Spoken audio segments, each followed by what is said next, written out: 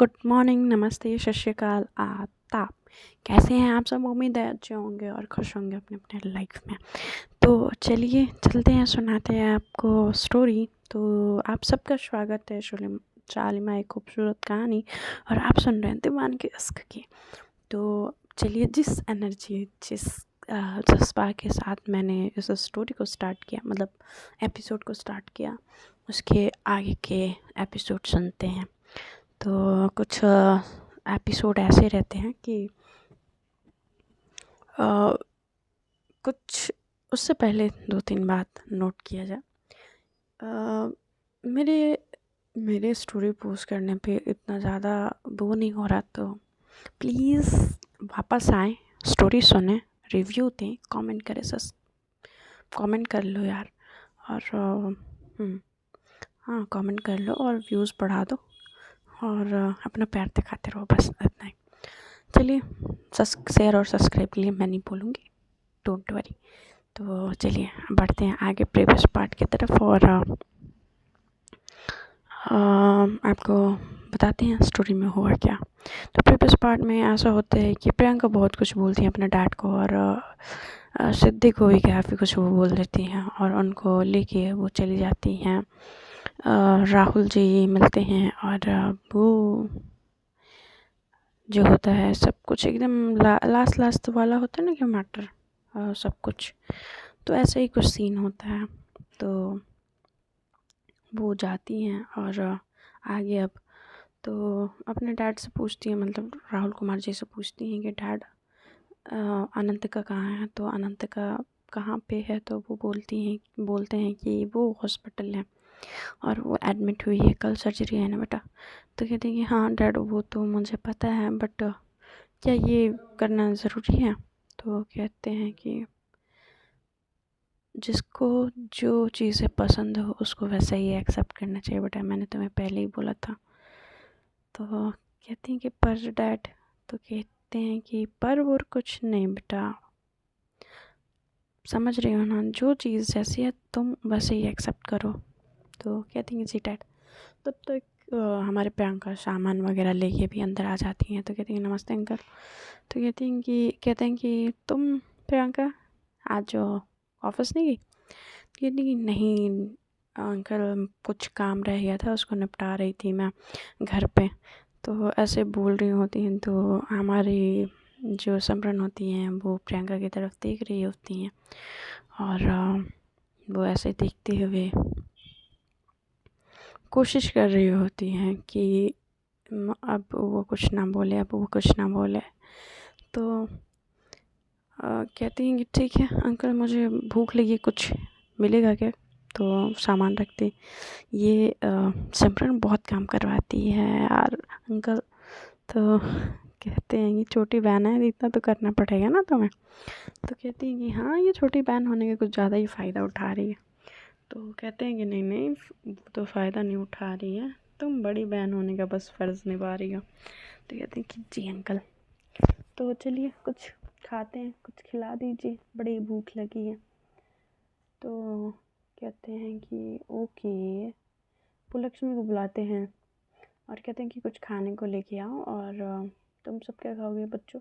तो सिमरन बोल देती कि वो कुछ नहीं खाएगी, और इस खींचातानी में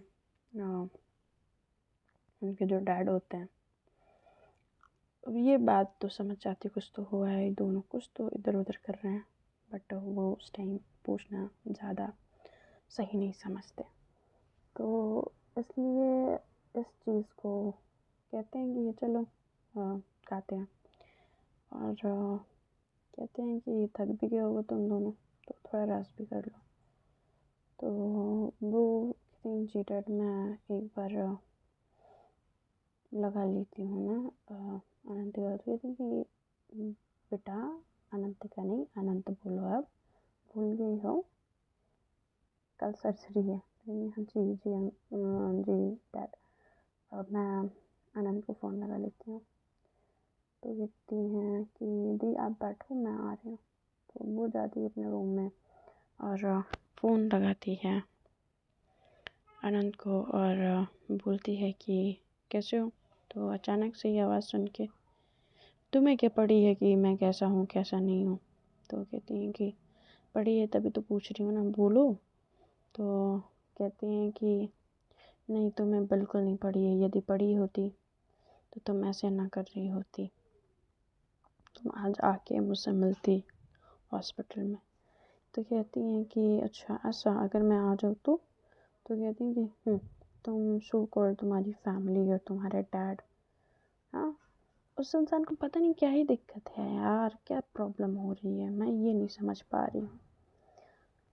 तो कह रही हैं कि ठीक है ना, डैड को नहीं समझ आ रहा है तो समझाना भी क्यों ज़रूरी है।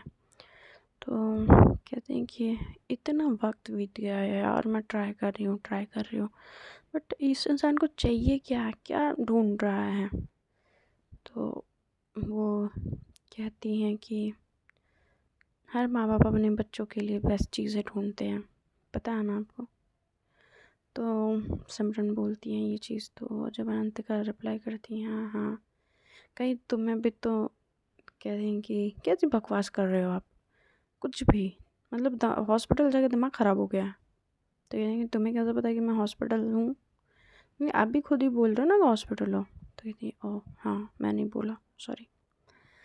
तो कहते हैं कि ओके, तो तुम मुझे डांटने के लिए फ़ोन लगाई हो या बस कुछ और भी कहोगे। तो कहती हैं कि आई लव यू। तो कहते हैं कि I love you too and I miss you. तो कहते हैं इतने दिनों के बाद ये चीज़ें सुनने को मिल रही हैं, पता नहीं कहाँ ये सब चीज़ें मिस हो गई थी। तो कहते हैं कि अब से नहीं होगा, सिमरन बोलती हैं। तो इन दोनों की थोड़ी मीठी मीठी प्यारी प्यारी बातें हो रही होती हैं, तब तक हमारी प्रियंका आवाज़ देती हैं छुटकी। तो कह रही जी दीदी बस जस्ट आ रही हूँ। तो कहती मैं रखती हूँ, मैं लगाती हूँ आप, मैं लगाती हूँ फ़ोन। ऐसा बोलते हुए वो फ़ोन रखती हैं। वो सुनते भी नहीं हैं कि अनंत क्या बोलने वाले हैं, और वो जाती हैं, दोनों नाश्ता करते हैं। और वो दोनों नाश्ता करने के बाद कहती हैं प्रियंका को कि दी मुझे हॉस्पिटल जाना है अनंत से मिलने। तो डैड आप ऑफिस जा रहे हैं या मतलब घर पे रहेंगे। तो कहते हैं कि नहीं बेटा, मैं तो ऑफिस जा रहा हूँ और मैं शाम को हॉस्पिटल आऊँगा। तो कहती हैं कि ठीक है। तो वो कहते हैं कि दी प्लीज़ मुझे छोड़ देंगे। तो कहते हैं हाँ छुटकी, ज़रूर, मैं भी ऑफिस जा रही हूँ तो मैं तुझे छोड़ते हुए आनंद से मिलते हुए जाऊँगी, आफ्टर ऑल अपने जीजू से नहीं मिलूँगी मैं। तो कहते हैं हाँ ठीक है फिर चलो।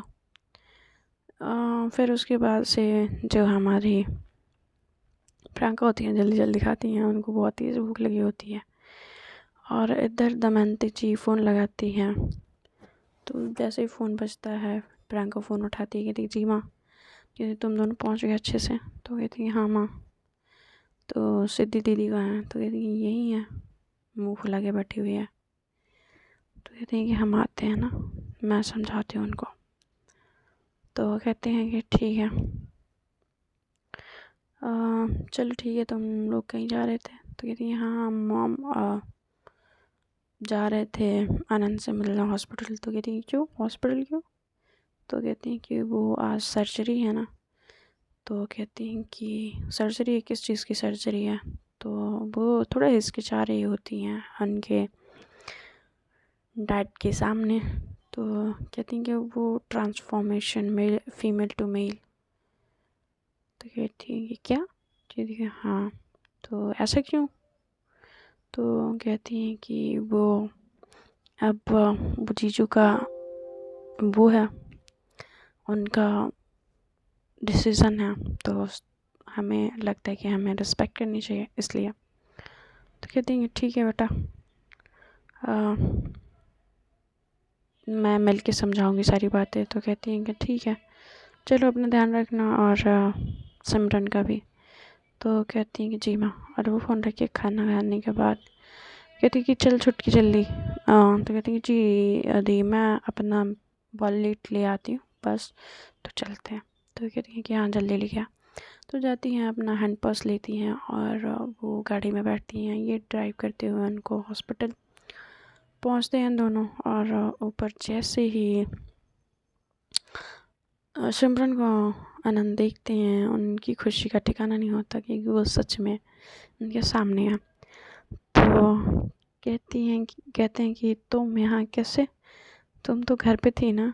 तो कहते हैं कि हाँ, आपने बोला था ना कि अगर मैं आपका टेंशन होता तो मैं यहाँ होती, लो मैं आ गई। तो कहते हैं कि पर ये हुआ कैसे। तो कहती हैं कि बस जैसे होना चाहिए था। तो तब तक प्रिया मेडिसिन लेके आ रही होती हैं केमिस्ट से। तो कहती हैं कि भाभी आप। तो कहती है हाँ मैं। आप ऐसे चौंक क्यों रहे हो। तो कहती हैं कि नहीं मतलब उम्मीद नहीं थी ना। तो वो खुश होकर उनको गले लगाती है और उसकी तबीयत ना मतलब बहुत ज़्यादा ख़राब रहती है। मतलब इस कंडीशन में, जब सर्जरी की कंडीशन में होता है तो काफ़ी कुछ चीज़ें दिमाग में चल रही होती है, इंसान डरा हुआ होता है और मेडिसिन्स वगैरह वो रिएक्ट भी कर रहे होते हैं, मूड स्विंग्स होते हैं, बॉडी में चेंजेस होते हैं, मतलब बस बहुत सी चीज़ें होती हैं। तो वो उसके साथ वो सारी चीज़ हो रही होती है, तो उसके हेल्थ पे वो सारी चीज़ें दिख रही होती हैं। तो ऐसे देख के ना सिमरन को बहुत ज़्यादा तकलीफ़ होती है, क्योंकि वो नहीं चाहती कि अनंतिका को या अनंत को जो भी है उसको कोई दिक्कत हो या कोई परेशानी हो, तो ऐसा कोई प्रॉब्लम हो। तो उसकी इस कहानी से ये चीज़ कुछ चेंज नहीं होता, बट उसको तकलीफ़ ज़्यादा होती है। तो उस तकलीफ़ को कहीं ना कहीं हमारी सिमरन महसूस कर पा रही होती हैं।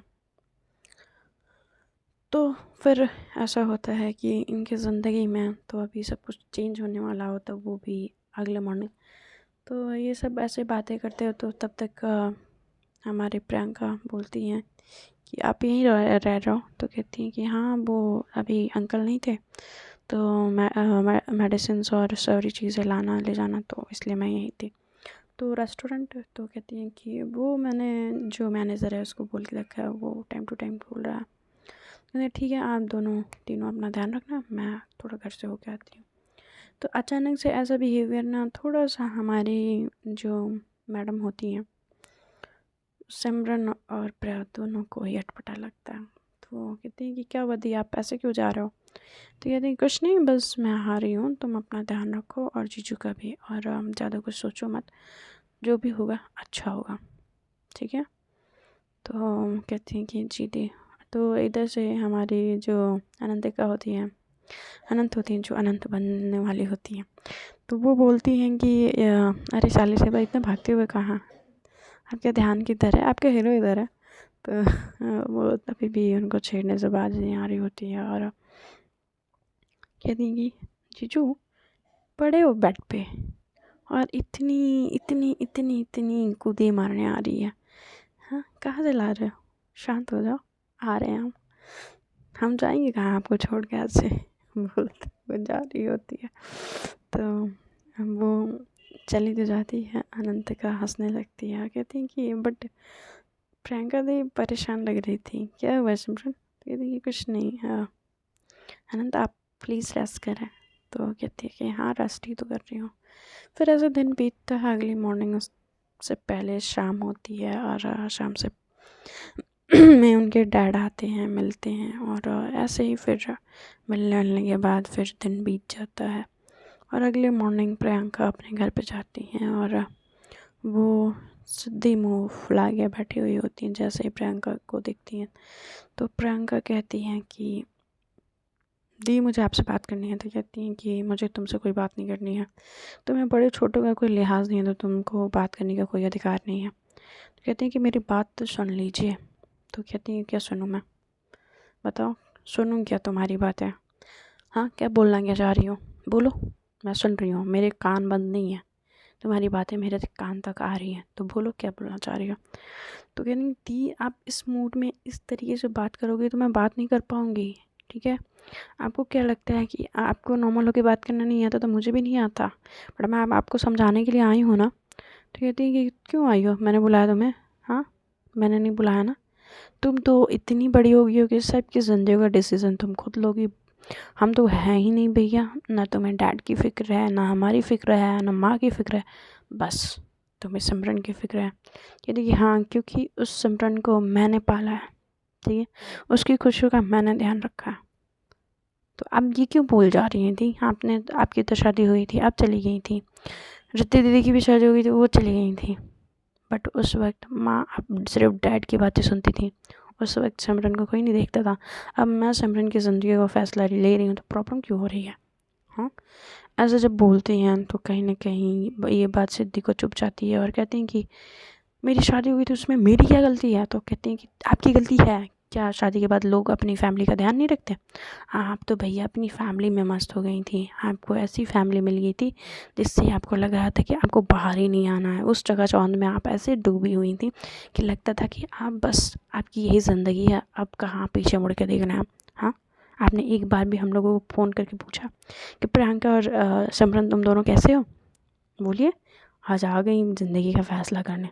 और मैं आपको कह दे रही हूँ, अनंत सिमरन के लिए बहुत अच्छे हैं और उससे अच्छा इंसान नहीं हो सकता। समझ में आया? और आप माने या ना माने, फिर वो थोड़ा सा नॉर्मल होती हैं, फिर से खुद को थोड़ा सा रिलैक्स कराती हैं और उनके पैरों के सामने घुटनों में बैठ के कहती हैं कि सिद्धि दीदी प्लीज़ आप समझो, उस इंसान ने सिमरन के लिए बहुत कुछ किया है। समझ रहे हो? बहुत कुछ। वो खुद को बदल डाला। एक एक एक लड़की से एक लड़का बन गया कि उसको समाज में वो रिस्पेक्ट मिल पाए, उसको वो सम्मान मिल पाए जो एक नॉर्मल लड़कियों को मिलता है। उसने उसके लिए, जब डैड ने उसकी पढ़ाई के लिए, उसके प्रैक्टिस के लिए मना कर दिया था, उसने वो चीज़ उसके लिए एक हॉस्पिटल बनवा रहा है। वो हर चीज़ एक लड़का जो देता है वो सारी चीज़ें वो दे रहा है। क्योंकि पर वो लड़की है, वो प्रेग्नेंट नहीं कर सकती, उसका वंश आगे नहीं बढ़ सकता। तुम्हें नहीं समझ आ रहा है प्रियंका? दी बस यही चीज़ से नहीं होता है। इंसान, इंसानियत, प्यार, मोहब्बत, कनेक्शन, ये सब चीज़ें होती हैं। बच्ची का क्या है यार, बच्चों को अडॉप्ट किया जा सकता है और भी बहुत सारे ऑप्शंस हैं। समझ रहे हो आप? ज़िंदगी सिर्फ बच्चों से नहीं होती है। तो कहती हैं कि दी प्लीज़ समझने की कोशिश करो। मैं आपको इस वक्त इसलिए समझा रही हूँ कि क्योंकि आप मेरी दी हो। आप ऐसे गंवारों की तरह बात मत करो, ठीक है? वो आज ऐसे नाजुक मोड़ पे खड़ी है कि वो अपने प्यार के लिए, अपने परिवार के लिए, दोनों के बीच में वो जूझ रही है। आप दोनों ही नहीं समझ रहे हो उसकी कंडीशन। मैंने उसको देखा है रोते हुए। दी वो बहुत रोती है मगर सबको खुश रखने के लिए, खुश करने के लिए कोशिश करती है। उसको पता है कि जबकि कोई ऐसे खुश नहीं होता है। किसी को खुश रखना, खुश करके रखना इम्पॉसिबल है। किसी न किसी को कुछ ना कुछ तकलीफ़ होगी मगर वो सबको खुश रखना चाहती है। उसमें उसकी क्या गलती है थी? आपको इतनी छोटी सी बात क्यों नहीं समझ आ रही? तो कहती है कि पर तुम्हें मैंने जो बात बोला है वो तुम्हें क्यों नहीं समझ आ रही? तो कहती दी आप सच में मेरी बहन हो ना? ये अनपढ़ों की तरह, जाहिलों की तरह क्यों बात कर रहे हो? तो कहती है हाँ, तू ज़्यादा पढ़ी लिखी है, तू बिज़नेस कर रही है, तुझे ज़्यादा नॉलेज है, हमें कहाँ नॉलेज है। जिस दिन समाज में एक बच्चे की, एक फैमिली की कंडीशन होगी, उस दिन क्या करेगा, क्या होगा सिमरन का भविष्य? कहती कि आप समझ रहे हो, जब वो दोनों खुश हैं तो वो खुश रहने दो ना यार। क्यों? आप कितने खुश हो? रिद्धि कितनी खुश है? मैं कितनी खुश थी? नहीं ना। हम तीनों की शादियाँ इतनी ज़्यादा अच्छी नहीं है। आप ये क्यों बोल रहे हो? वो इंसान, उसका हर एक छोटी छोटी बात का, हर एक छोटी छोटी चीज़ का, हर उसकी खुशी का, हर उसके दुख का, हर प्रॉब्लम का सॉल्यूशन होता है उसके पास।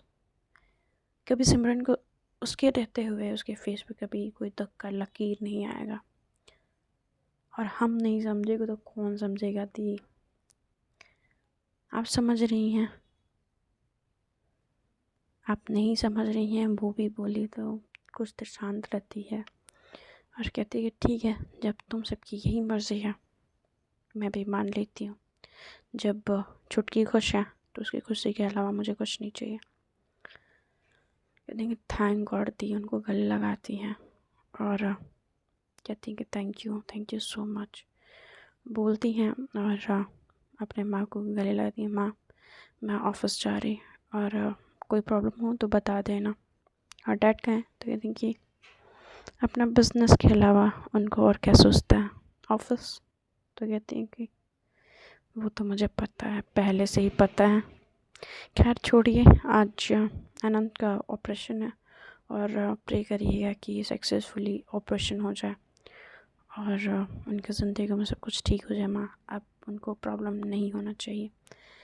तो कहते हैं कि हाँ बिल्कुल बेटा, मैं वही सोच रही हूँ कि मैं भी जाके एक बार अनंत से मिल लूँ।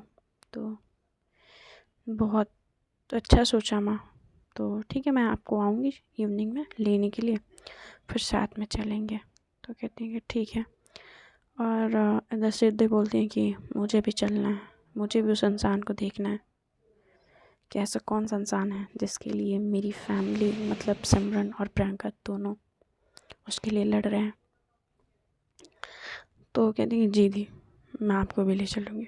तो इधर ये सब कुछ हो जाता है और इधर सिमरन जो होती हैं नाश्ते की तैयारी करके अपने ससुर जी को खिला के फिर जल्दी जल्दी टिफ़िन पैक करके निकल रही थी हॉस्पिटल, क्योंकि ऑपरेशन का दिन होता है।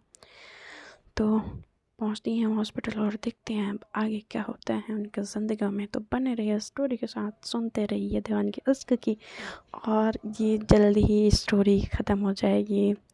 मे बी मैं कल की स्टोरी मतलब एक पार्ट और रिकॉर्ड करूँगी और उस स्टोरी को एंड कर दूँगी, क्योंकि अब इस स्टोरी की एंडिंग आ चुकी है। तो स्टोरी को सुनना मत भूलना। Bye bye, take care.